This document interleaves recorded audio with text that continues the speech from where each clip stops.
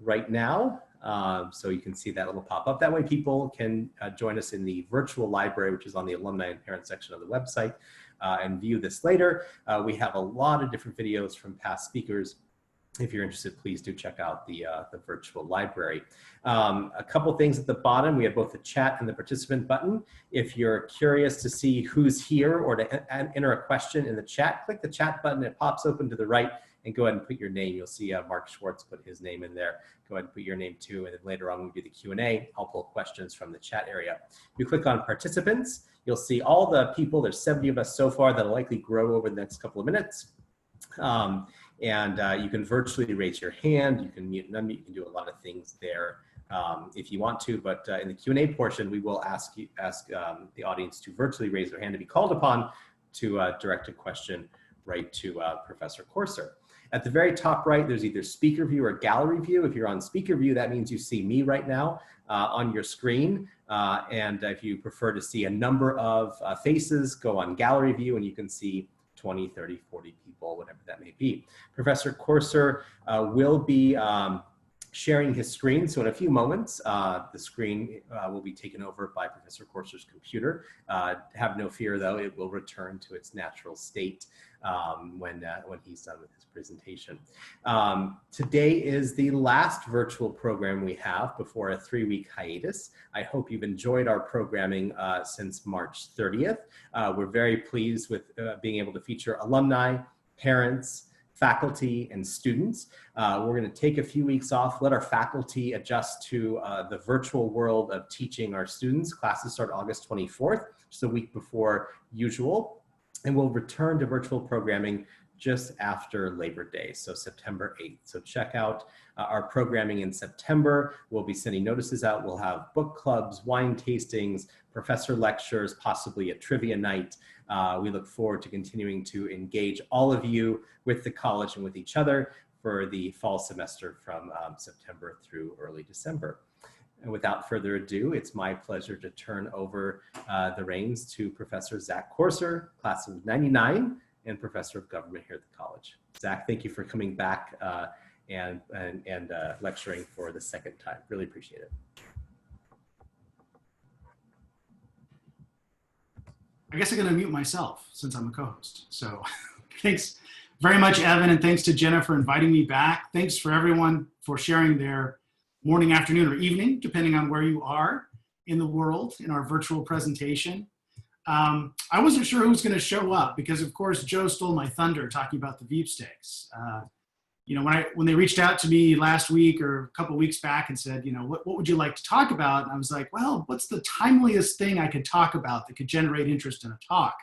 And I said, well, the Veepstakes, of course. I've been talking about this on the radio and with friends, and it's a great pastime. Well, live by the timeliness sword, die by the timeliness sword. Today, we're going to talk about sort of my concept and understanding of how the Veepstakes works, give you a little bit of history, background, and context to talk about previous presidential campaigns, both winning and losing, and the logic that went into their decisions to choose their vice presidential nominee. And then leave time at the end for us to chew the fat a little bit about what you think about the vice presidential selection. And maybe even ask the question, you know, will Donald Trump seek another running mate? It could be a possibility. It might be an interesting thing to talk about as well. So let's get right into it and talk about what a lot of political scientists, pundits like to call the Veepstakes.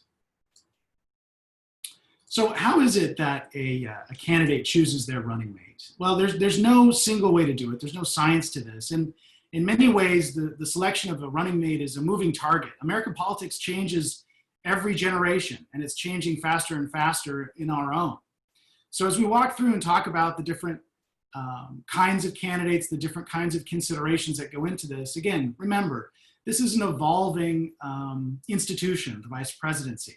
But I do think that history has a lot to teach us, and understanding the institution has a lot to teach us about how important this decision is, how it affects the campaign, and how we can use it as citizens to judge candidates. So before I get into talking about the Veepstakes, just a quick plug for the Policy Lab I see a couple of previous Policy Lab students online here, Ariana Kemp, and I think I also saw and said hello to Sam Rosenthal. I'm sorry, Horowitz. I know another Rosenthal. Sorry, Sam. They're former students of the Policy Lab. In fact, both of them served as lab managers. Policy Lab, very, very proud to say that Policy Lab is, I think, a good expression of CMC's devotion to experiential learning, to engaging students in contemporary problems, and giving them the tools, the education to get started right away in our world, contributing. Basically, the idea is that we have a classroom project and a class where we work with partners like the RAND Corporation, Citizens for Responsibility and Ethics in Washington, or the R Street Institute on problems that their policy scholars are working on today. And we find ways in which to include students in contributing meaningfully to that research. So if you want to take a look at some of the work that we've done, please, you can visit our website. The website's up there in the corner. But with that plug in, let's move on to talk about the constitutional role of a vice president. So, before we even get to talking about like how to choose one, what is a vice president? What does the Constitution say a vice president has to do? Well, in terms of the actual letter of the Constitution, really there's not a whole lot the vice president is supposed to do. I think we all sort of know the jokes, and I'll go over a couple of them about how the vice presidency isn't, particularly important in the business of government. It's really only as important, really, as a president really wants to make them, unless circumstances change. We'll talk about that. But of course, the vice president is considered the president of the Senate. For those of you who've been to the Capitol before, you've probably seen the vice president's incredibly ornate office just off the Senate chamber. And it's shocking in two ways. One, in its grandeur, and two, in the fact that there's really not much for the holder of that beautiful office to do. Vice presidents used to be a presiding officer over the Senate, but it's really not much of a job. Even Senate pro tems basically hand this off to junior members of the Senate because there's not much to do. Really, the only time that the vice president has a real role to play in the Senate is if there's a tie. And there's been less than 300 votes by a vice president in the history of the Republic. So it doesn't happen terribly often. But when it does, it's important, but again, not terribly important. What is terribly important, though, is the fact that the president, if the president should die, the president should resign. If the president is somehow incapacitated, the vice president shall take the president's duties. That is very important, and it's something that really does shape and make important a selection of vice president. Even though it doesn't always happen, it has happened quite often in American history that a vice president will have to assume the role of president. And so this is something to keep in mind in terms of how candidates go about selecting, thinking about people who will one day have to perhaps exercise the duties of president. I just want to say, for a second, a little bit about the 12th Amendment, because it's interesting in the sense that when we started out with the Constitution as originally written, it was an assumption that the framers made that presidential elections would not be partisan races. You might remember back to, for instance, George Washington's farewell address when he left office as president. He was trying to tell Americans to avoid at all costs any temptation to become partisan and to see that America should divide itself into parties. He felt that the union and the unity of America was too fragile to expose it to partisan pressures. He felt because of geographical differences, cultural differences, parties would tear America apart. And so the Constitution and the Electoral College, as originally devised by the founders, it didn't account for the idea that presidential candidates would be adversaries. It was really considered acceptable that if the Electoral College elected a president based on a majority vote, whoever came in second place, well, that was good enough. We'll make them vice president because They got a lot of votes, maybe not as many as the president, but they should be able to serve should the president be incapacitated, should resign, for example. Well, this quickly became a false assumption.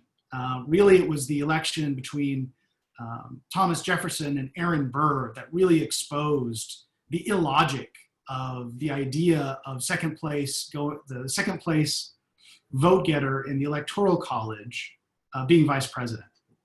The election of 1800 was extremely negative. It was really America's first traumatic election. Some people call it the Revolution of 1800 because when Jefferson won, and everything Jefferson did to win, he really did seize power from the Federalists, those who were allied with John Adams, those who took a more conservative view of the Constitution and a dimmer view of states' rights. Jefferson overwhelmed them in 1800, and he sought out to make one-party government again. And eventually the Federalists did phase out. There was a period of the era of good feeling, as it was called, but partisanship was there to stay. And this was reflected in the 12th Amendment. The 12th Amendment, based on this bitter contest between Jefferson and Burr, prompted this idea that electors must vote for a president and for a vice president. So the idea began that presidents and vice presidents would run together as a slate, not separately. Now, so what about the political dimensions of the vice presidency?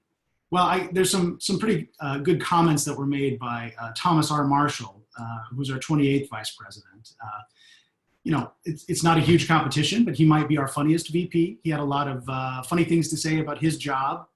One of the things he had to say was presiding during a Senate debate, he said to a colleague, what this country needs is a really good 5-cent cigar. That was sort of his input onto the matters of the day. He also had a favorite joke. He said, once there were two brothers. One ran away to sea, and the other was elected vice president, and nothing was ever heard from either of them again. Last one, he said, upon leaving office, I don't want to work. I don't propose to work. I wouldn't mind being vice president again. So he really didn't feel, he didn't get along with Wilson very well. Wilson didn't talk to him much. He really didn't have much to do. But what's interesting and sort of what's a transition from talking about sort of the seeming worthlessness of the vice presidency is again this idea of death or incapacitation. For example, this happened exactly to Marshall. He was approached about taking over for Wilson when Wilson had a stroke. You might remember that after 1918, after the failure of the League of Nations, that Wilson worked himself almost to death and had a stroke that was fairly incapacitating to the point where he couldn't perform his regular duties. And Marshall was approached and demurred. He thought the Constitution was unclear. He didn't feel right to step in and take over the role of the presidency. And in fact, Edith Wilson largely stepped in for her husband. And in some ways, you could think about her as our first acting president because Marshall didn't want to take the role. The idea of succession was later clarified in the Constitution under a later amendment. It will not be in the future easy for a vice president to shirk that responsibility. But it's something to be very concerned about, and it's something sobering to think about, all the presidents that have died in office and at key moments in our history. For instance, just starting with Abraham Lincoln in 1864, it's hard to think about counterfactuals, but it's pretty clear that Andrew Johnson did not want to pursue the Reconstruction agenda that Abraham Lincoln had set up. If Abraham Lincoln had not been assassinated, we could imagine a very different reaction and organization once enslaved people were made free in the 13th Amendment. Andrew Johnson did what he could to mute Abraham Lincoln's attempts to clear a path for African Americans in the United States. In fact, he, as we know, was almost impeached and was only saved by a single vote in the Senate from being removed from office. Theodore Roosevelt, when William McKinley was assassinated by an anarchist in 1901. Theodore Roosevelt, one of our certainly most engaging presidents, brought a tremendous amount of energy into the office of the presidency and really helped to transform it for the 20th century. Had he not been able to take office, we might have had a very different era of the presidency. We cannot perhaps imagine Woodrow Wilson and many progressive reforms to the idea of the presidency. Harry Truman. Harry Truman in some ways was a compromise candidate to be vice president for Franklin Roosevelt's fourth run for the presidency. But of course, very quickly in the next year, when Franklin Roosevelt died, Harry Truman had to decide on the settlement of World War II, the use of nuclear weapons, and of course, presided over the beginnings of the Cold War. Very consequential change there. And Lyndon Johnson taking over after John Kennedy was assassinated in 1963. Kennedy may have taken a very different approach to Vietnam and a very different approach perhaps to the Voting Rights Act and other reforms that Johnson made as part of his Great Society. These are counterfactuals, but nonetheless, suffice it to say, it's really important who the vice president is, because there's more than a small chance that vice presidents could serve in the office of president. 8 of our presidents have died in office and 1 has resigned. So out of 45 presidents, that's 20% or 1 out of 5. That is a non-trivial chance. And it's something that I think people take seriously in terms of considering vice presidential candidates. And it's something that presidents should be taking seriously, or presidential candidates should be taking seriously. Being vice president, it might seem like a joke until it isn't. Another thing that people think about vice presidents is that, if you're a vice president, it sort of cues you up to run for the presidency. And a lot of vice presidents have attempted, but it's not really a good formula. Vice presidents that were later elected president, there's actually surprisingly few. In the 20th century, just Richard Nixon and George H.W. Bush. It's not a guarantee that you can move directly from the office of vice president into president. It's much more likely that you would be you might take office for a president who can no longer serve. So, how did presidential nominees choose their running mates? I love this picture here. This is Teddy Roosevelt with a very small William Howard Taft being crowned by Roosevelt as his successor. Roosevelt was adamant that Taft, who was Secretary of War, take over for Roosevelt. What's also interesting is, as adamant as he was that Taft should run in 1908, Roosevelt had kind of hemmed himself in unintentionally, perhaps. He took over early in McKinley's term and made a promise when he ran for president in 1904 that he wouldn't run for 2 terms. This would be more than 8 years, and he considered it to conflict with the tradition that presidents had set, starting with George Washington, that you should serve 8 years. So he made a great fuss of making sure that Taft would be his successor, but he immediately regretted it later on, almost immediately, because Taft was not the progressive Republican that Roosevelt was. And of course, in 1912, Roosevelt decided in the end to run against Taft on the progressive ticket, helping to throw the election to Woodrow Wilson. So in talking about how presidential nominees choose their running mates, I just want to make a quick caveat. One is that, again, talking about how American politics have evolved over the years. Party conventions, used to have a lot more power to select a nominee's vice president. Today, now that we have a pandemic presidential election, it looks like there will not be actually any convening that will be going on the Democratic side. Donald Trump was trying to move some kind of convening to Jacksonville. That was taken away. Now there's going to be a modified event, perhaps, but it looks like, the conventions will really be a kind of online show without anyone in person. And in some ways that's fitting and appropriate, and maybe a logical continuation of what's been happening to conventions over the years. They used to be fairly uncertain, rowdy affairs where there was a lot of politicking that was going on about who would be president. It was uncertain, the outcome. People didn't know necessarily. Oftentimes in the Democratic Party in particular, there'd have to be multiple ballots due to a rule that they placed. We'll talk about that in a minute. So party conventions, they used to be dynamic and interesting and important. And now it's more of a dog and pony show. It's more of a meet the candidate night. It's a kickoff for the president's campaign. And as a consequence, they don't really have much of any effect on choosing a running mate. They used to. It used to be something that could be brokered and talked about and debated, something that sort of evolved out of the discussions about who was going to be supported for president, who would pass, who would make it past the first ballot, who would get a majority.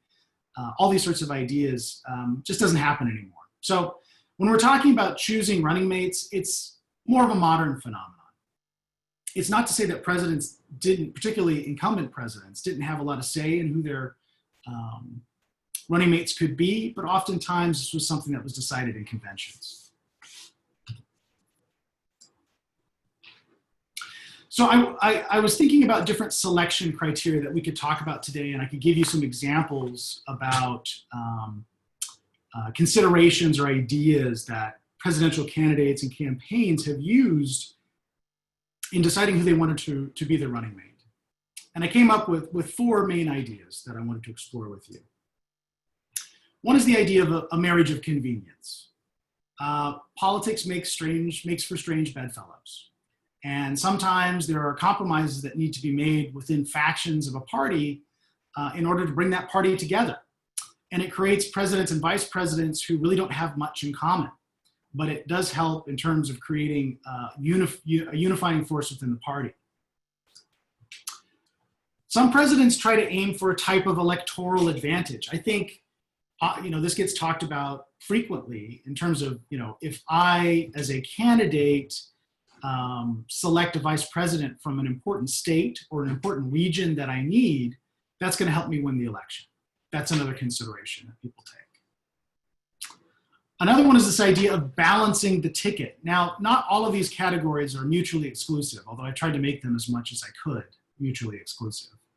But balancing the ticket, it's a broad idea to say that, a presidential candidate may not appeal to all people all the time. They may be missing something. They might be too this or too little that. And balancing the vice presidential candidate can be seen as a kind of balance to whatever is seen as a deficiency or excess in the presidential candidate. Surprise, sometimes presidential candidates, they just like to surprise you. They think that there's some kind of advantage in coming out of left field with something people don't expect. We'll talk about a couple of those as well. So let's talk about marriages of convenience, or the odd couples, as I also call them. We're going back a ways here. Now, before you start telling me that that's not FDR, but that's Harry Truman, don't worry, I know. But I love this picture of Cactus Jack Garner. If you can't quite see, he's pointing 2 6-shooters at Harry Truman's heart. Quite a provocative photo. Cactus Jack Garner was a kind of typical Texas politician from the 1920s and 30s. Back then, Texas was a reliable Democratic state, unified around ideas like segregation, like conservative financial standpoints. These guys would get reelected again and again and again, to the point where they would eventually take over important committees in the U.S. House of Representatives. And they sort of had their little fiefdoms. And Cactus Jack was one of these guys. He was this rough and ready Texan, wore a big expensive Stetson hat, smoked cigars, had, wasn't your refined politician, but in the politics of the House of Representatives, he went a long way. In fact, he became Speaker of the House when FDR was elected in 1932. Or I should say, he became Speaker of the House before he was selected to be the running mate. FDR had a problem, though. Cactus Jack wanted to run for the presidency. FDR was running in 1932 as well. And he saw early on that he wasn't going to be able to beat out the New Yorker. But the Democratic Party at this time had what was called the 2/3 rule. The idea was that segregationists in the South did not want to become overwhelmed by Northern interests, a very familiar refrain from the Civil War. So the idea that they would nominate a president based on a majority of delegates didn't work because they felt that the North could overwhelm the South's choice. So until the 1930s, Democratic candidates had to get 2/3 of the delegates in order to become the nominee. This was a pretty tough bar to meet. This is why Woodrow Wilson didn't become the nominee until after 40-something ballots during the convention. So Roosevelt eventually settled on Garner basically to bring in that extra margin that he was missing in order to get to 2/3. But they did not like each other. They didn't see eye to eye in terms of politics. In fact, it ended really badly in the sense that Garner did what he could. When Roosevelt decided that he wanted to run for a third term, Garner basically turned against him and started trying to organize against Roosevelt's ability to run for that third term. So they didn't meet as friends and they didn't particularly part as friends. But it was a marriage of convenience. Ronald Reagan, I'll apologize for leaving the A out of Reagan. I just saw that. It's not Ronald Reagan, it's Ronald Reagan. You might note on that poster there, "Let's make America great again." That's not the first time a presidential candidate has used that slogan. Looking back, we don't necessarily think of Reagan and Bush as being an odd couple, but they really were, particularly at the beginning. George H.W. Bush was a moderate, and he had a sort of carefully cultivated political career that he was a moderate. He'd been involved in government, he'd been the head of the CIA, and he was trying to be the institutional choice for Republicans in 1980. And again in 1988 in some ways too. He could never really quite own this idea of the mantle of conservatism. Whereas Reagan, of course, had a lot of energy behind him in 1980 due to his conservative message. And he was winning primary after primary. In fact, it was so clear that Reagan was going to be the nominee in 1980 that almost everyone dropped out of the race early on, the race for the Republican nomination, except for George W. Bush or George H.W. Bush. Out of 33 primaries that he contested with Reagan, he lost 29 of them. And he was pretty hard on Reagan in a number of different ways. You might remember the famous quote that Reagan had in New Hampshire during a debate. He was a moderator who was friendly to Bush, was threatening to turn off his microphone. And Reagan said, you won't turn this microphone off. I paid for this microphone. And that became the headline, Reagan fighting back. It didn't endear him to Bush. Bush also called his economic plan voodoo economics, which ended up haunting Reagan for the rest of his time in the White House. So there was a lot of bad blood during the campaign between Reagan and Bush, but Bush was insisting that he was, he would help secure the moderate establishment of the GOP. And, the House wasn't in order in the sense that John Anderson tried a third-party run against Reagan, Anderson being a moderate Republican because he felt that Reagan was too conservative. Reagan was very reluctant, but he finally gave in. He basically decided to keep GOP moderates in the picture because of this challenge from John Anderson and because of Bush's persistency. He ended up making him his running mate. But it took them really a long time, more than a term of office, for Reagan and Bush to really get to know and trust one another. They were, for a long time, they were a marriage of convenience. Electoral advantage.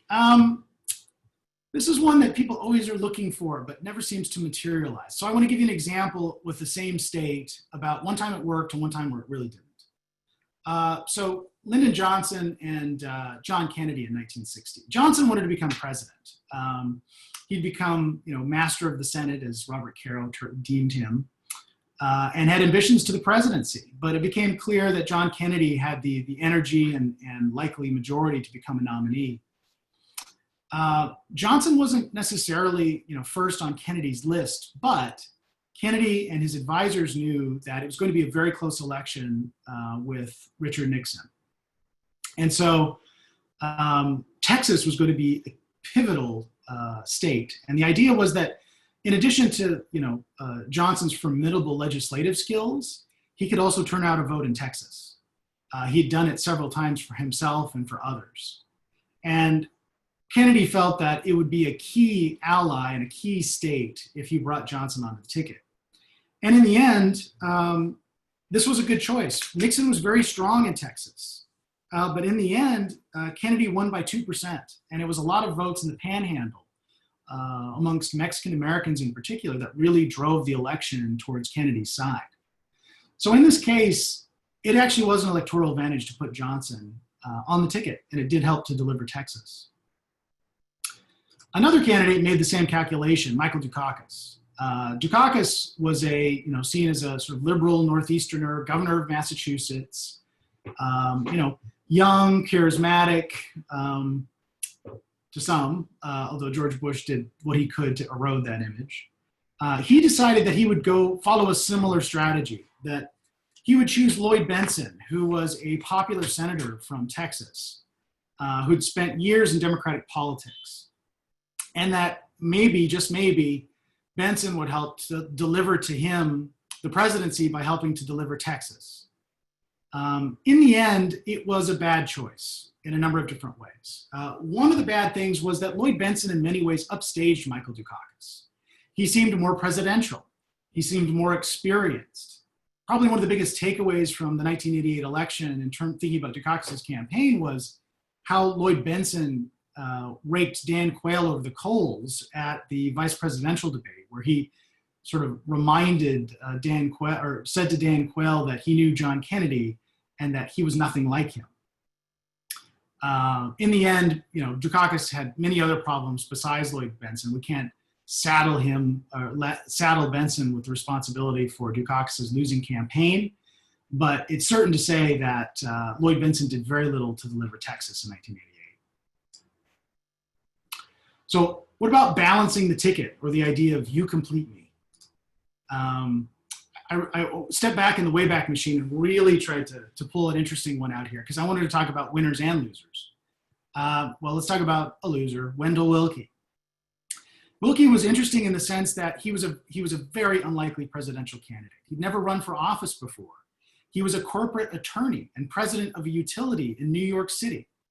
And in 1940 against FDR, you wouldn't think necessarily that someone who had that resume would be riding a political wave towards the nomination for president. But yet Willkie was. He really caught fire. It started with a kind of famous debate on the radio. And his defense of business and his desire for a more interventionist foreign policy drove him to get the GOP nomination in 1940. But again, he was a corporate attorney and a CEO, and at a time where we're just coming out of the Great Depression, not a great look. So it was decided that Charles McNary, senator from Oregon, would help balance this ticket. McNary, he was a farmer and a lawyer himself. He was a strong advocate of public utilities, despite the fact that Willkie actually ran a for-profit utility. He had an appeal to a rural Western kind of voter. And it was thought that McNary could somehow balance this ticket. But really, there was no balancing the 1940 ticket. But there was that attempt. A more successful attempt was Barack Obama and Joe Biden. Barack Obama, when he was nominated, was very young. And people were concerned that his sort of meteoric rise from the Illinois State House to the US Senate to the presidency, that there's something that he needed to sort of ground him in terms of experience. And Joe Biden was decided to be the guy. Joe Biden, coming from Delaware, wasn't exactly going to bring any kind of electoral advantage, but he'd been a longtime chair of the Senate Foreign Relations Committee. He knew a lot about foreign relations in some ways that Barack Obama did not have that experience. They had a working relationship with one another because they're both in the Senate. But I think what really made this a successful balance was how much Joe Biden really did not overshine Barack Obama. And I think that's an important consideration that presidents have to take into consideration, candidates have to take into consideration. is not to be overshadowed by their vice presidential candidate. Joe Biden knew what it was to be a second banana and was happy to do it. And I think it made for a very successful relationship with both during the campaign and during the administration. Last one I'll talk about is surprise. Sometimes presidential candidates like to surprise us with something that no one expected. These don't turn out terribly well. First surprise would be Spiro Agnew. Most people's reaction, including Spiro Agnew's, was, what? You want to make me vice president? Who's Spiro Agnew? Spiro Agnew was governor of Maryland, not exactly an electoral powerhouse. He was a moderate Republican governor. He'd sort of toyed around with Nelson Rockefeller's campaign. He was not of any particular political interest, except for the fact that he was trying to capitalize on a kind of law and order message that Nixon really liked. And Nixon felt that Spiro Agnew would be a kind of surprise candidate. He certainly wouldn't overshadow Nixon.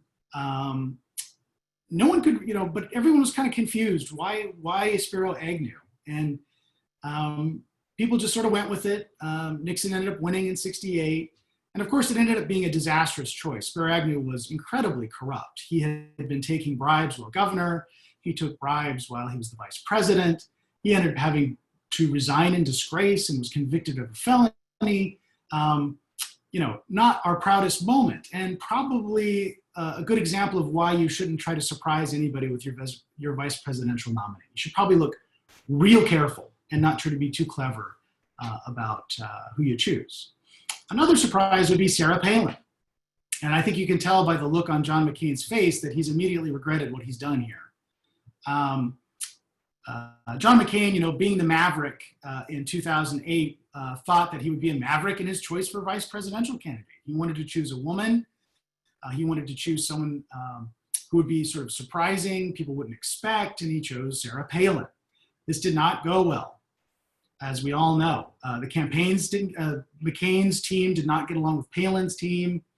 Palin ended up, being kind of a flop on the national stage in terms of her ability to campaign and communicate. And everyone kind of started to question, on the GOP side, John McCain's judgment. Why would he choose Sarah Palin? It really sort of sealed the idea that John McCain's judgment maybe wasn't what it should have been, and that there are upsides and downsides to being a maverick. So, what are some lessons we've learned from just these examples? Well, one is vice presidents are important. It's very likely that a president may be incapacitated for some reason and unable to serve. So, in thinking about who can be a vice president, thinking about someone who can govern is really important. Two is that politics still makes strange bedfellows. There are marriages of conveniences that still go on today, bringing sides together that you wouldn't expect to try to build a kind of political harmony. Electoral advantage is very marginal. Candidates, they look at the choice of vice president as an ability to deliver a state or a region. That's not always, or frankly, very often the case. Balancing the ticket might help. If you feel your presidential candidate is too much this or too little that, see what you can do to try to balance the ticket. It might help, but ultimately it may not matter depending on the strength of the presidential candidate, but it could help. Lastly, no one likes surprises. Think long and hard about who you want your vice presidential candidate to be. Don't try to be too clever about the choice. So based on everything we've been talking about, how'd Joe do with his choice of Kamala Harris? Well, in my thinking about this, since I heard the announcement, I really thought that Joe went with the idea of balancing the ticket. I think that's really sort of the overwhelming consideration that he used in settling on Kamala Harris. And I think when you think about it through this frame, she makes a lot of sense in terms of being a vice presidential candidate. One is representational, and I think that's probably at the top of the list. Kamala Harris is not only a woman, but she's African American. I shouldn't say African American. She's half Jamaican, but she's obviously got diversity and a factor of diversity that Joe utterly lacks. You know, he's this older, middle-class white guy from Delaware who's the nominee of a party that embraces the notion of diversity. And so by nominating Kamala Harris, he really does bring in this idea of sort of representational balance. Age, Joe's old, and that's no secret. Doesn't seem likely that Joe's going to make it, or I shouldn't say, not that he's not going to make it, but he's not likely to run for president a second time. He'd be in his early 80s by the time he took office. So, you know, the idea that you have someone who's quite old and someone who's younger, that's a kind of balance too. And it also kind of harkens back to this idea about, you know, the necessity of having someone ready to govern. Ideological balance. You know, Harris stands out if you look at the DW nominate scores, or sort of looking at her average votes in terms of ideology compared to other senators. She's pretty far on the left. She has a strong bona fides for being more on the left of the Democratic Party, whereas Biden is seen as more moderate. And so she helps to balance him on that dimension as well. And then lastly, geographical. You know, California is, you know, deep blue, and it has a lot of national leaders like Nancy Pelosi. We talked about Karen Bass, remember, for a while, about, you know, her being a possible VP contender. It gives Joe a little more diversity. He gets him out of the East Coast, gets him onto maybe more of the cutting edge of what's happening in Democratic politics by giving him a little more geographical diversity. So on those dimensions, Kamala looks like a good choice. But I also know what you want to think, or what you have to say about this choice. So I'll stop there and leave the rest of the time for questions. Thank you. Thank you very much, Professor Courser. At this point, if anyone has any questions, they can virtually raise their hand. They can also put something into the chat. I did have a couple things come into the chat, not related to the Biden-Harris pick, but a question of whether you think, which president you think made a worse pick, McCain with Palin or McGovern with Eagleton? I would have to say, I mean, look, it's a fun question. McGovern's campaign, there was so much wrong with McGovern's campaign. There's probably a lot wrong with McCain's campaign too. I think I'd have to say Palin, because, you know, thinking back to like her being asked what the Bush doctrine was, thinking about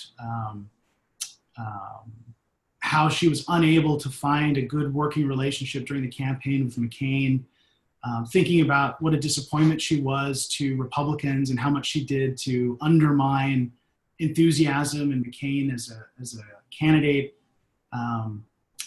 I think it stands, and also, you know, the sort of willfulness, I guess, of McCain in making the choice. I think it all sort of adds up to making her look a little worse. But, you know, it's tough being a candidate. Do you think there was a candidate, a potential VP pick in 2008 that would have led to a McCain win? You know, that's also a good question. And the answer is probably not. You know, McCain did a lot to damage his own presidency, or his own potential presidency. You know, I think back to September of 2008, where he asked George W. Bush for a summit at the White House to talk about the dawning financial crisis. And it was a big deal. It was sort of like, oh, here we go. You know, we're going to get McCain the Maverick to step in and solve all our problems for us. And it was a bizarre meeting where McCain really didn't have much to say. You know, Obama showed up, didn't really know why he was there. George W. Bush tried to, you know, lead the conversation in a particular direction, and it didn't kind of go anywhere. It was kind of a nothing burger. And everyone was sort of confused. What is McCain doing here? What is this election about? And we all know how much economics plays into people's choices about voting for president. And, you know, America was headed into, you know, a financial maelstrom at the end of that election. The timing was such that McCain's numbers actually didn't look all that bad in the early summer. compared to Barack Obama. But you could trace, I remember giving presentations about this at the time, you could trace almost parallel the decline of the economy to the decline in McCain's fortunes. People were looking for a change. People had decided that the Republican ticket was not going to make it. So it also sort of goes into, is a VP pick ever sort of dispositive? Does it ever make an election for a president? I don't think so.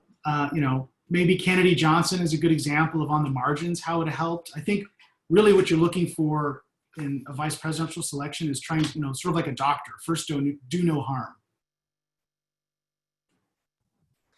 Against your criteria that you laid out, how do you think Mike Pence rates? And how does he rate now as a repeat VP candidate? Well, that's a fun question too, because is Mike going to survive into the next term? People have talked a lot about observers on the Republican side. Trump can sometimes surprise you, right? He does things that presidents don't typically do. He likes to shake things up, sometimes in ways that people find very disturbing for a president. But in this political realm, some people talked about the fact that, for instance, he might choose Nikki Haley, who was a former governor of South Carolina, who was his UN ambassador for a period of time, who has, had her disagreements with Trump, but hasn't, stepped away from him entirely and sort of toes the line, as it were.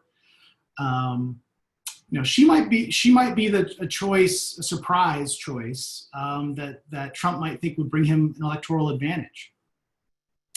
Mike Pence, I think, Trump wasn't exactly spoiled for choice in terms of who could be his running mate. There were a lot of people in the Republican establishment who were looking askance at Trump.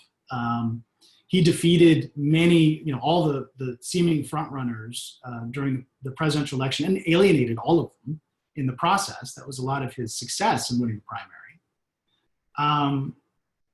So in some ways, I would say that Pence was kind of a marriage of convenience in a certain way. Pence was willing to do it, which put him towards the top of the list. Pence was a governor, which, had an executive quality to try to balance the ticket to Trump, who'd never run for office before. Whereas Trump didn't really have any conservative bona fides. Everyone was very sure and comfortable that, based on his time in the House of Representatives, that Pence was a conservative. And I think Pence had also kind of distinguished himself as being a representative of the evangelical right. He'd made some decisions as governor shortly before the 2016 election, for example, on excluding same-sex marriage, meeting with religious leaders, talking about trying to make exceptions so that they wouldn't have to accept, they wouldn't have to work for same-sex couples if they felt it was against their religion. So, Pence in a lot of different ways in those sort of balancing the ticket kind of ideas, he did kind of fit for Trump. But again, I don't think the list was very long. And I don't know that when Pence signed up, he really thought he was going to be able to pull that off.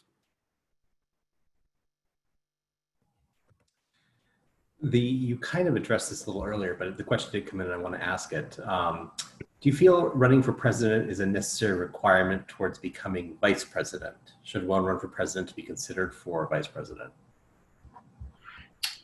I'm not sure I understand the question. Does it mean that you got to run first for president before you can be considered a candidate for vice president? Yes. Okay. I don't think so. First off, that would be a very short list of people, right? So your bush leagues, as it were, your field team would be pretty small in terms of selection. Secondly, I think it's probably. I guess I would say this. Maybe I'm being a politician and sort of twisting this question to suit my own understanding, but the electoral connection, I think, is really important. I didn't talk about it during this presentation, but it's sort of implicit in the idea of that it's more likely than we think that a vice president could become a president. I think one really important skill that is just really important, and I think it's something that weighed against Susan Rice being a potential nominee for vice president for Biden, that you got to run for office. You don't necessarily have to have won per se, although that would help. But I think running for office gives people a perspective on the office of the presidency that they really need.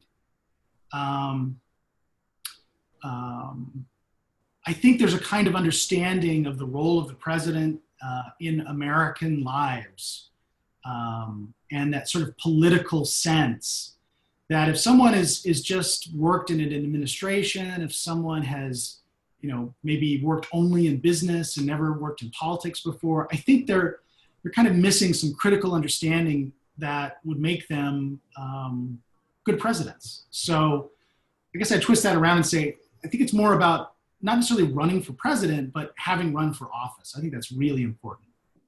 As a quick follow-up to that, do you feel that some people run for president with the hope of being selected as vice president? Kamala Harris, Cory Booker, our very own Steve Bullock. It's hard to read the minds of some of the candidates, but. Yeah. Well, think about the chutzpah it takes to run for president. This is a special breed that puts their name on the ballot and decides that they could lead, these United States. And given that level of ambition, I really don't think that anybody who puts their name on the ballot wants to be playing second fiddle. In fact, I'm very sure that Kamala Harris would have much rather been picking a vice president than being picked as a vice president right now. And I think the same is true for everyone in that field. So no, I don't think anyone would put themselves through that simply for second banana. Last question for today. We'll go back to the Kamala Harris selection. Jonathan Medina put in that he feels that some people think that Kamala is a little too conservative. She doesn't really follow Me Too. She doesn't really follow police reform. Do you think that Kamala kind of took some of the wind out of the sails of the uber progressives? Or is it not really going to be that much to cost Biden the presidency? Yeah, it's interesting. Progressives, I think, have been very frustrated by this presidential election cycle. First off, because Donald Trump's president and does whatever he can to troll most of the nation who's not part of the Republican Party on a daily basis. His racism, his sexism, his breaking of all the rules, his all the things that we know and are sort of well rehearsed about Donald Trump. Progressives are, more than anyone, I think, are ready for a change. And they were hoping that Donald Trump was going to stand out as a candidate that could open the door to a much more progressive voice for the presidential nominee for the Democratic Party. And there was a lot of hope, I think, for candidates like Pete Buttigieg. There was for Elizabeth Warren, and of course for Bernie Sanders. But ultimately, the sort of electoral direction that the party itself, the primaries, decided to go in was different. Joe Biden was not setting the world on fire for progressives. He's not seen as being a progressive voice. Kamala Harris, though, I wouldn't count her out in terms of her progressive bona fides. She comes from San Francisco. She has an extremely liberal, progressive voting record if you look at it. She did, I would say her greatest flaw was not necessarily be ideological. It might be electoral in the sense that a lot of people criticized her campaign for president. People felt that she never really had a coherent message. She didn't know why she was running. They weren't terribly impressed with the planning that went into what she was doing. And I think it was kind of a headwind for her going into this. But, I think it's going to be important for Biden and Harris to not lose the enthusiasm and desire of progressives for change in this election. So maybe Harris is sort of the beginning of a move in that direction. We'll see. Well, we're waiting for the convention still, and we're waiting for the general election to get off the ground. But I think progressives are disappointed, and I think they're sort of they're eager to be recognized and they're eager to have more input into what's happening in a Biden administration. So I do think it's important. Great. Well, it is 3 o'clock. Professor Courser, thank you for your time. Everyone on this call, we appreciate you joining us. As I mentioned earlier, we're taking a pause on virtual programming until September 8th, when we'll return with faculty and other programs that will run through December 3rd. If at any time you're looking to support CMC, please do reach out to alumni@cmc.edu or parents@cmc.edu, whether it's through jobs, internships, philanthropy, other opportunities. We are here to listen. We are here to connect you with our community. And please do, everyone, be safe out there. Have a great Labor Day weekend. Enjoy the rest of the summer. We will be back in 3 weeks. I'm going to unmute everyone. You can say hello and goodbye to Professor Courser. Thank you, everybody. Have a good day. Bye now. Thank you, Evan. Thank you. Thanks, Mark. Spending time with me this afternoon. Thank you. Where'd Vanessa go? I thought I saw. Thanks, John. Hi there. Thank you. This was great. Oh, good. Thank you. Thanks, Thank you, everybody. Jonathan.